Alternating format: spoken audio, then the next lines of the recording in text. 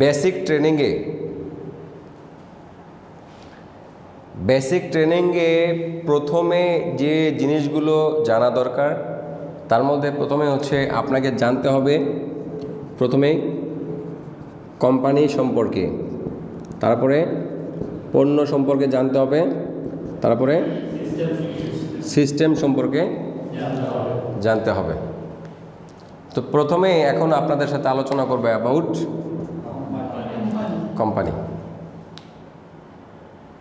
Company সম্পর্কে আপনাকে বিশাল PhD degree অর্জন করতে হবে তা না, মোটামুটিভাবে কয়েকটা জিনিসের দিকে খেয়াল করলেই আপনি বুঝে যাবেন যে আমার কোম্পানি সঠিক না ব্যাঠিক। কি ক্লিয়ার? যেটা আপনার ঈমান মজবুত করতে হেল্প করবে। কারণ আমরা আমাদের জীবনের স্বর্ণালী সময় যে জায়গায় ব্যয় করব, কারণ আমরা প্রতিজ্ঞা করেছি আমরা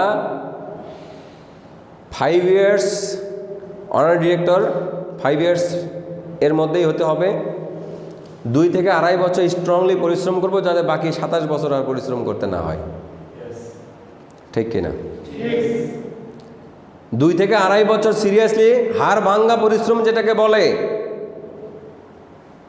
গর্দানের উপর দিয়ে গর্দানের নিচ দিয়ে পুরো শরীর দিয়ে কাজ করব 2 থেকে 2.5 বছর, যাতে করে rest of the time whole life যাতে আমরা সুখে শান্তিতে কাটাতে পারি, সারা জীবন যাতে আর খাটতে না হয়, সেই জন্য পরিশ্রম করব 2 থেকে 2.5 বছর। আর এই 2 থেকে 2.5 বছর ঠিক মতো পরিশ্রম করলে এক ঝাঁকিতে বাকি 2.5 বছরে আপনি অনার ডিরেক্টর। কথা কি বুঝাইতে পারছি স্যার? তাহলে আপনি কি চান যে আপনি হোল লাইফটাকে সুখে শান্তিতে কাটাতে চান? 2 থেকে 2.5 বছর আপনাকে গর্দনের উপর গর্দনের নিচ 2 অংশই খাটাতে হবে। খেটে আমরা আমাদের জীবনের আমাদের কাঙ্ক্ষিত যে সফলতা এটা আমাদেরকে ছিনিয়ে নিয়ে আসতে হবে। সফলতা কী করতে হবে? সফলতাকে ছিনিয়ে আনতে হবে। সফলতা আপনার কাছে এসে এমনি এমনি ধরা দিবে না। সফলতা কখনো কারো কাছে এমনি এমনি এসে ধরা দেয়নি, সফলতাকে ছিনিয়ে আনতে হয়েছে। আমাদের দেশের এই বাংলাদেশ, এই স্বাধীন দেশটাও কিন্তু এমনি এমনি স্বাধীন হয়নি। স্বাধীনতাকে অনেক রক্তের বিনিময়ে, অনেক জীবন দানের বিনিময়ে, অনেক ইজ্জতের বিনিময়ে এই স্বাধীনতাকে ছিনিয়ে আনতে হয়েছে। ঠিক না ভাই? ঠিক। তো জীবনের সফলতা কখনো এমনি এমনি আসে না, সফলতাকে ছিনিয়ে আনতে হয়। কি ক্লিয়ার? তাহলে এই কোম্পানিতে আমাদের সফলতা আছে কি নাই? ইয়েস, এই কোম্পানিতে সফলতা আছে। তাহলে কোম্পানি সম্পর্কে একটু জানি, আমরা কি সঠিক কোম্পানিতে আছি নাকি ব্যাঠিক কোম্পানিতে আছি, এই বিষয়ে আলোচনা করে আজকে আলোচনা শেষ করব। ওকে? প্রথমত একটা ভালো কোম্পানি সম্পর্কে, ভালো নেটওয়ার্ক মার্কেটিং কোম্পানি সম্পর্কে যদি আপনি জানতে চান, প্রথমে আপনার 3টা জিনিসের দিকে খেয়াল করতে হবে। কয়টা জিনিসের দিকে খেয়াল করতে হবে? প্রথম হচ্ছে কোম্পানিটা কি বিগ, কোম্পানি কি ফাস্ট, কোম্পানি কি স্টেবল। এই 3টি প্রশ্নের উত্তর যদি হয় ইয়েস, তাহলে আপনার কোম্পানি 100% সঠিক। প্রথমত কোম্পানি কি হইতে হবে? নেটওয়ার্ক মার্কেটিং কোম্পানি যদি বিগ, ফাস্ট অ্যান্ড স্টেবল হয়, তাহলে আপনি এটা সঠিক কোম্পানিতে আছেন, একটা সঠিক কোম্পানিতে আছেন, এটা আপনার জন্য সঠিক। কি ক্লিয়ার? প্রথমত প্রশ্ন করি, আমার কোম্পানি কি শুধু এই এক দেশে কাজ করে? কতগুলো দেশে কাজ করে? 190টি দেশে পৌঁছাইছে কি না? এই কোম্পানির কি নিজস্ব ইন্ডাস্ট্রিয়াল পার্ক আছে? ইন্ডাস্ট্রিয়াল পার্ক কি ছোট না বড়? ইন্ডাস্ট্রিয়াল পার্ক অনেক বড়, রাইট কিনা? এরপরে শুধু কি একটি দেশে ইন্ডাস্ট্রিয়াল পার্ক আছে, আর অন্যান্য দেশে কি ফ্যাক্টরি আছে কি নাই? তাহলে আমাদের কোম্পানি যে পণ্যগুলো উৎপাদন করে, এই পণ্যগুলো কি নিজেরাই উৎপাদন করে কি না? নিজেরাই উৎপাদন করে। তাহলে যে কোম্পানি দেখেন একটি দেশে না, 2টি দেশে না, 190টি দেশে কাজ করে, কোম্পানির নিজস্ব ইন্ডাস্ট্রিয়াল পার্ক আছে, কোম্পানির বিভিন্ন দেশে ফ্যাক্টরি আছে, তাহলে দেখেন এই কোম্পানিটা নিঃসন্দেহে ছোট না বড়? নিঃসন্দেহে অনেক বড় একটি কোম্পানি, কোনো সন্দেহ নাই। ঠিক না ভাই ঠিক? এইবার আসেন কোম্পানি ফার্স্ট কিনা। নেটওয়ার্ক মার্কেটিং কোম্পানির মধ্যে প্রথম যে কোম্পানি সারা পৃথিবীতে নিজেদেরকে বিস্তার লাভ করিয়েছে সেটা হচ্ছে অ্যামওয়ে কর্পোরেশন। তাদের জন্মটা কত সালে? তাদের জন্ম 1959 সালে। কত সালে? 59 সালে। টিএনসির জন্ম কত সালে? 1995 সালে। তাহলে কত বছর পরে টিএনসির জন্ম শুরু হয়েছে, যাত্রা শুরু হয়েছে? টিএনসির জন্ম কত বছর পরে হয়েছে অ্যামওয়ের? অ্যামওয়ে ধরেন এইদিকে 30 বছর, রাইট কিনা? 35 বছর পরে টিএনসির জন্ম। আজকে 35 বছর আগে অ্যামওয়ের জন্ম হওয়ার পরেও অ্যামওয়ে কিন্তু পৃথিবীর 190টা দেশে যেতে পারেনি। টিএনসি কোম্পানি 35 বছর পরে এসেছে অ্যামওয়ের, কিন্তু টিএনসি কোম্পানি কিন্তু 190টা দেশে তার নেটওয়ার্ক বিস্তার করেছে। এই পৃথিবীতে নেটওয়ার্ক হচ্ছে পাওয়ার। যখন বাংলাদেশে প্রথম টেলিকমিউনিকেশন কোম্পানি আসে গ্রামীণ ফোন, প্রথম আগে স্টেশনে আগে টাওয়ার বসাইছে। শুধুমাত্র এদের নেটওয়ার্ক ভালো ছিল বিধায় গ্রামীণ ফোনের গ্রাহক সংখ্যা আজও বেশি, ঠিক না ভাই ঠিক? অন্যান্য কোম্পানিও এসেছে অনেক সুযোগ সুবিধা নিয়ে, কিন্তু তাদের নেটওয়ার্ক স্ট্রং ছিল না, right or wrong? TNC company 35 বছর পরে আসার পরেও টিএনসি কোম্পানি 190টির বেশি দেশে ছড়িয়ে ছিটিয়ে গেছে, আগে নেটওয়ার্ক বিস্তার করেছে। ব্যবসা হবে কি হবে না? নেটওয়ার্ক মার্কেটিং বিজনেসে শুরু হয় 1 2জনকে দিয়ে, কিন্তু ওই 1 2জন কিন্তু 1 লক্ষ 2 লক্ষ 10 লক্ষ 20 লক্ষতে কিন্তু রূপান্তরিত হয়, ঠিক না ভাই ঠিক? এই বাংলাদেশে কিন্তু একজন ব্যক্তি এসে কিন্তু বিজনেসটা শুরু করেছিল, কিন্তু বাংলাদেশে কি এখন একজন মানুষ ব্যবসা করে না লক্ষ লক্ষ মানুষ করে? তাহলে কোম্পানি 35 বছর পরে এসেছে, আসার পরে 1995 সালে শুরু করেছে, মাত্র 2 বছর পরেই বহির্বিশ্বে বিজনেস নিয়ে গেছে। এবং দেখেন বাংলাদেশে কোম্পানি আসছে কত সালে? 2005 সালে। কততম কোম্পানি হিসেবে? 97তম কোম্পানি হিসেবে আসছে, রাইট কিনা? তাহলে 97তম কোম্পানি হিসেবে আমরা জন্ম নিয়েছি, কিন্তু এই বাংলাদেশের বিজনেসটা জন্ম নিয়েছে, কিন্তু এখন কতগুলো দেশে গেছে? কোম্পানি ফার্স্ট কিনা? কোম্পানির সিস্টেম চেইন ফার্স্ট না হলে 190টা দেশে পণ্য যাইতো না, ঠিক না ভাই ঠিক? কোম্পানির সিস্টেমগত দিক থেকে যদি ফার্স্ট না হইতো, দেখবেন সারা পৃথিবীতে আপনার সেল হচ্ছে মালয়েশিয়া, কমিশন ঢুকতেছে বাংলাদেশে, এবং সেটা কিন্তু নির্দিষ্ট সময়ে এই আপনার যারা ব্যাংক অ্যাকাউন্ট করা আছে তারা কিন্তু 5 থেকে 7 তারিখের মধ্যে কমিশন পেয়ে যাচ্ছে, ঠিক না ভাই ঠিক? আর যাদের ব্যাংক অ্যাকাউন্ট নাই তারা একটু 15 তারিখের দিকে পাচ্ছে, সেটা তো স্বাভাবিক কথা, এটা পাওয়ারই কথা, ওটা হাতে হাতে আসতেছে। আর ব্যাংকে হলে 5 থেকে 7 তারিখের মধ্যে কমিশন ঢুকে যাচ্ছে। তাহলে কত ফাস্ট কোম্পানির সিস্টেমটা, রাইট অর রং? তাহলে আমরা দেখেন আমাদের কোম্পানি কি বিগ? উত্তর কি yes or no? Fast, yes or no? এবার আসেন স্টেবল। স্টেবিলিটি কিভাবে বুঝবেন যে কোম্পানি স্টেবিলিটি আছে, কোম্পানির স্থায়িত্ব আছে? কোম্পানির ফিনান্সিয়াল ক্যাপাসিটির দিকে খেয়াল করতে হবে আপনাকে। কারণ বড় বড় কোম্পানির যখন লস হয় তখন শত শত কোটি টাকা লস, আর যখন লাভ হয় তখন শত শত কোটি টাকার লাভ, ঠিক না ভাই ঠিক? তো দেখেন আমি কয়েকদিন আগে ইন্ডিয়া থেকে ঘুরে আসলাম। ওখানে যে আমি বিগ বাজারে শপিং করতে চেয়ে আমি বিগ বাজারে যাব, যে দেখি বিগ বাজার বন্ধ। কেন বন্ধ? এক সময় যে দেখছিলাম বিগ বাজার খোলা 2017 সালে, কিন্তু 2022 সালে যে দেখি বিগ বাজার ক্লোজ। কেন? করোনার সময় যখন সারা পৃথিবীতে লকডাউন ছিল, সেই সময় বিগ বাজার তার ফিনান্সিয়াল ক্যাপাসিটি সামাল দিতে পারেনি। কেন? কারণ তারা ব্যাংক থেকে লোন নিয়ে ব্যবসা করেছে, হাজার হাজার কোটি টাকা ব্যাংক থেকে লোন নিয়েছে। এই লোনের একটা ইন্টারেস্টের চাপ আছে কিনা? একদিকে পুরো দেশে লকডাউন, তখন বসে বসে ওই প্রত্যেকটা শোরুম, বিশাল বিশাল বিল্ডিং, ওই বিল্ডিংয়ের ভাড়া দিতে হয়েছে। কিছুদিন পর্যন্ত এমপ্লয়ীদের বেতন 50% হলেও দিতে হয়েছে। এসব দিতে যে একদিকে বন্ধ, ইলেকট্রিসিটি মিনিমাম বিল, তারপরে শোরুমের ভাড়া এবং ব্যাংকের ইন্টারেস্ট, এ সকল চাপের কারণে কোম্পানি বন্ধ হতে বাধ্য হয়েছে এবং রিলায়েন্স কোম্পানির কাছে কোম্পানি পুরোটাই বন্ধ বিক্রি করে দিয়েছে ব্যাংকের লোন থেকে বাঁচার জন্য। বিক্রি করে ব্যাংক লোন শোধ করছে। কথা কি বুঝাইতে পারছি?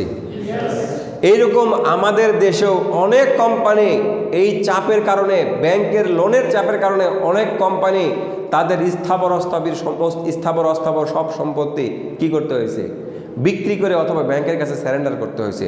করে তারা নিজেরা বাঁচার জন্য, আরও বাড়তে থাকবে। তাছাড়া স্যারেন্ডার করলে আর বাড়বে না, এই জন্য কী করছে? স্যারেন্ডার করেছে।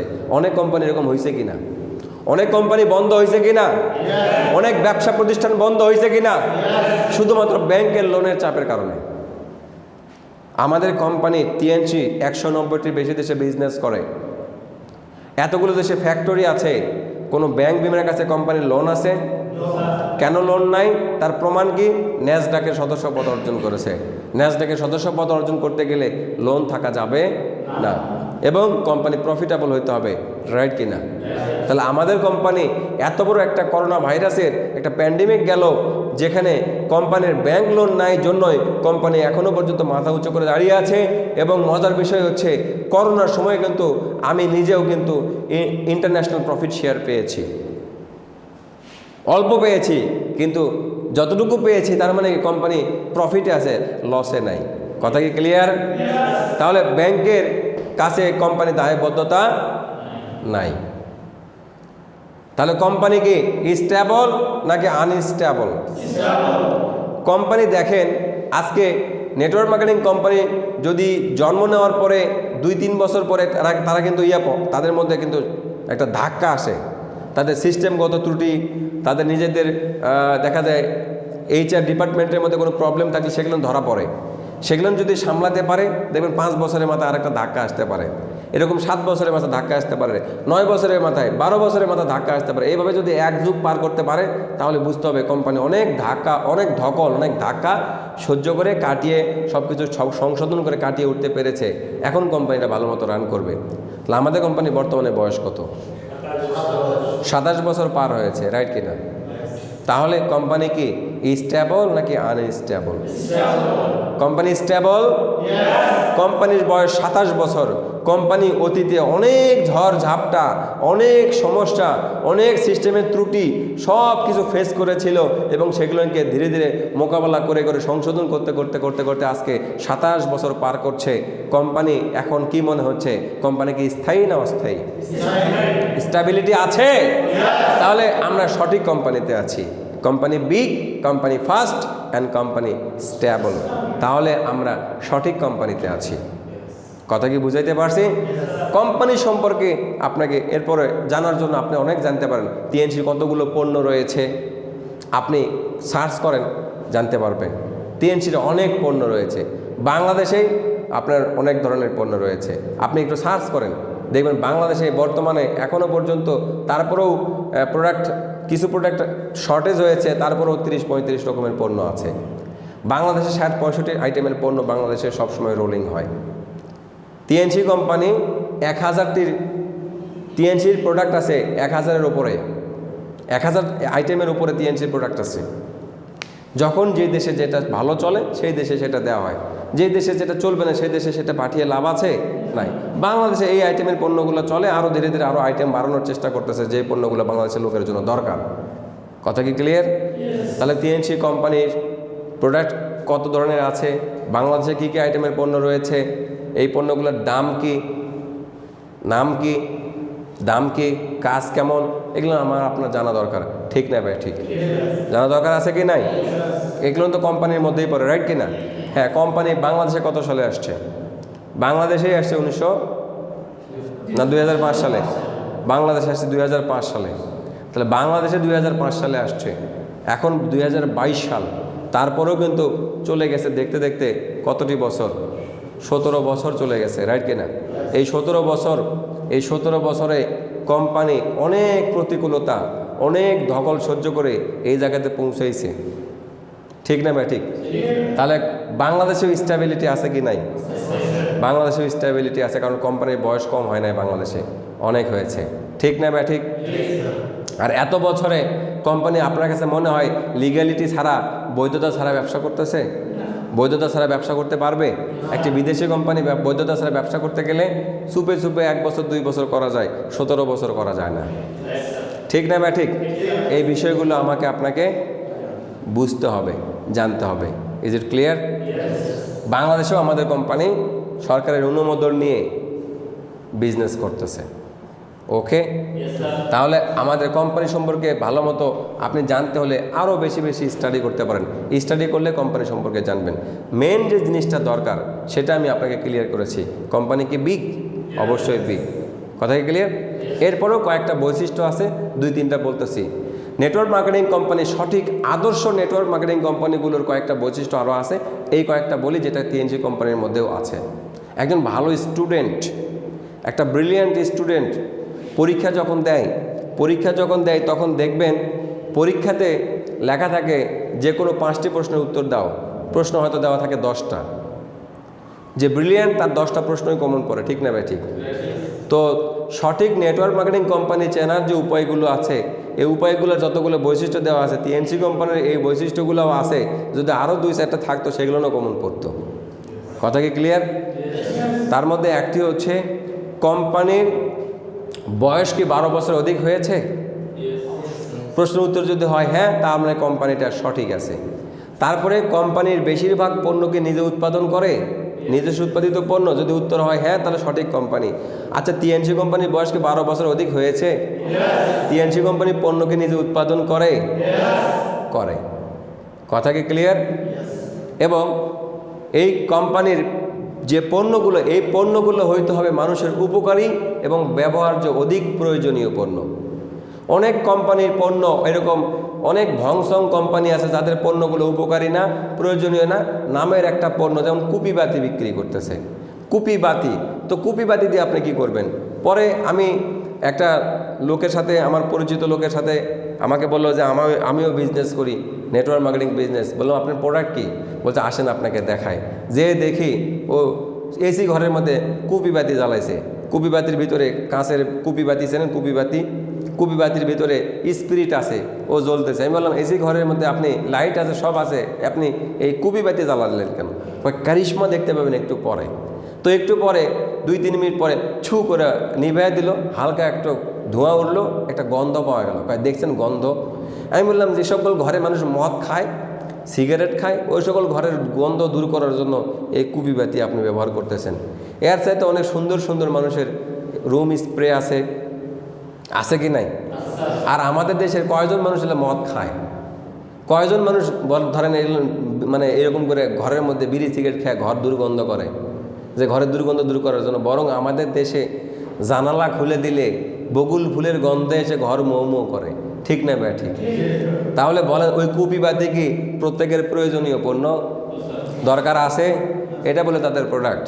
বলছে ভংসং প্রোডাক্ট একটা হলেই হলো, ভংসং প্রোডাক্ট নো। সঠিক এবং আদর্শ নেটওয়ার্ক মার্কেটিং কোম্পানির পণ্য কোনো ভংচং পণ্য হবে না। আদর্শ নেটওয়ার্ক মার্কেটিং কোম্পানির পণ্যগুলো হবে বহুল ব্যবহৃত, বহুল প্রয়োজনীয়, অত্যধিক প্রয়োজনীয় পণ্য হতে হবে। টিএনসির যে পণ্যগুলো বলেন তো প্রত্যেকটা ঘরে ঘরে, ধনী থেকে গরিব প্রত্যেকটা ঘরে ঘরে প্রয়োজন কিনা? অবশ্যই প্রত্যেকটা ঘরে ঘরে প্রয়োজন। টিএনসির এই আমাদের যে হার্বাল টুথপেস্ট, টিএনসির ক্যালসিয়াম, টিএনসির স্পাইরুলিনা, টিএনসির শ্যাম্পু, টিএনসির তেল, টিএনসির সাবান, বলেন তো এগুলো প্রতিটা ঘরে ঘরে প্রয়োজনীয় কিনা? তাহলে আমাদের পণ্যগুলো কি অধিক প্রয়োজনীয় নাকি ওইরকম করে ভংসং পণ্য? কোনটা? তাহলে সঠিক নেটওয়ার্ক মার্কেটিং কোম্পানির মধ্যে পড়ে কিনা? পড়ে। এবং কোম্পানি প্রতি বছর কোম্পানি কি এরকম ইন্টারন্যাশনাল প্রোগ্রামের আয়োজন করে কিনা, যে প্রোগ্রামে ইন্টারন্যাশনাল লিডাররা অংশগ্রহণ করে?